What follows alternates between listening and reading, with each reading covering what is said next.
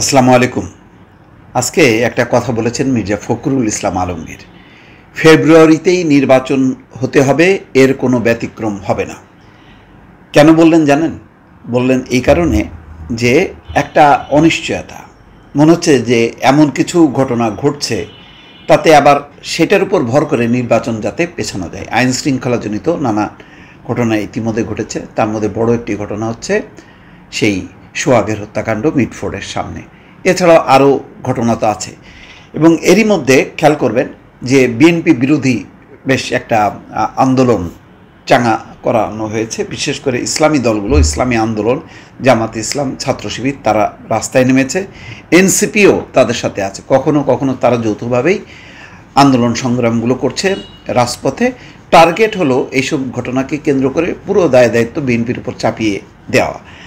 তাতে একটা শঙ্কা বেড়েছে বিএনপির মধ্যে। আমি যেটা বুঝতে পারি যে বিএনপি একটু উদ্বিগ্ন যে এইসব ঘটনা প্রবাহকে ঘিরে ইস্যু তৈরি করা, যাতে নির্বাচনটা ফেব্রুয়ারির মধ্যে না হয়।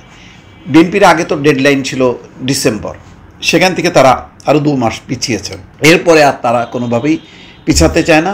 মাঝখানে 1 মাস রোজা রমজান আছে। অনাকাঙ্ক্ষিত নানান পরিস্থিতির শঙ্কা বিএনপি অনেক দিন থেকেই করছে। সেই কারণে বিএনপির লক্ষ্য হলো দ্রুত একটা নির্বাচন করা।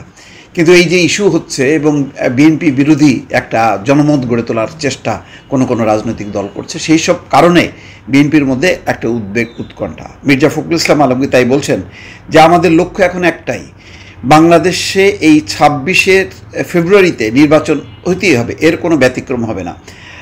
আমি দেখেন বলছিলাম যে এই যে ডিসেম্বর থেকে তারা ফেব্রুয়ারিতে গেল, এটা কিন্তু তাদের একধাপ পিছনে, এটা একটা দুর্বলতা, এবং সেখান থেকে আরও পিছানো হবে। এইভাবে পিছাতে পিছাতে কোনো একটা অনাকাঙ্ক্ষিত একটা ঘটনা ঘটবে, তার ফলে নির্বাচনটা একেবারে আরও পিছিয়ে যাবে বা অনিশ্চিত হয়ে যাবে। আর এই অনিশ্চয়তা যত বাড়বে, তখন কোনো শক্তি মাঠে আসবে, এমন সব শক্তি, যেই শক্তি আসলে আইন শৃঙ্খলা পরিস্থিতির আরও অবনতি ঘটাবে।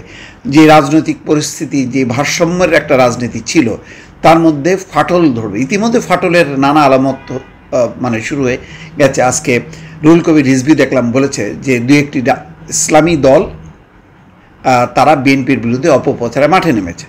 আমি দেখছি তাদের বক্তব্যগুলো, মিছিলের ভাষাগুলো, সেগুলো কোনোভাবেই ঐক্যের কথা না।